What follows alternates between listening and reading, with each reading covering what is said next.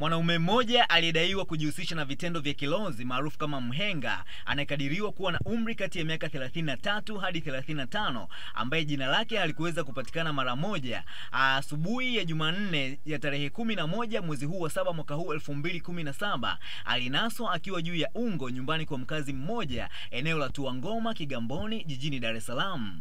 Na huu hapa ndio mchezo mzima ulivyokuwa. Chanzo cha uhakika kiliwasiliana na Global TV kutoka eneo la tukio na kueleza kuwa asubuhi na mapema watu waliokuwa wakielekea kwenye shughuli zao za kijamii walishangaa kumkuta mwanaume huyo aliyejifunga nguo nyekundu begani, mshipi kichwani na nguo nyeusi aina ya kaniki kiunoni, akiwa amejiinamia huku mwili wake ukiwa umepakwa majivu, akiwa ndani ya ungo. Baada ya kuthibitisha na kukubaliana na kujiridhisha wao mwenyewe kuwa mwanaume huyo alikuwa anajihusisha na vitendo vya kilozi na kutaka kumtia kiberiti, lakini mwanaume huyo alinusurika kifo baada ya polisi waliofanikiwa kuwahi na kuwaokoa wananchi ambao walikuwa na jazba tayari.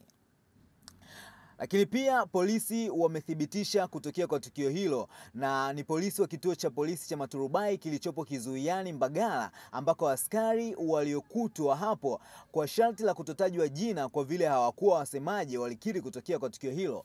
Na huo ndio mwisho wa habari hiyo kutokea hapa Global TV. Hatuna la ziada, nikukumbushe kubofya sehemu iliyoandikwa subscribe ili usipitwe na habari zetu za kila siku popote pale ulipo katika kona ya dunia. Lakini pia usikose michuano ya mabondia ya kimataifa ambayo imeandaliwa na Global TV. Subscribe sasa ili uwe wa kwanza kujionea kila kitu punde tu itakapofika siku ya tarehe 23 ya mwezi huu wa 7 mwaka huu 2017. Hatuna la ziada kutokea hapa Global TV.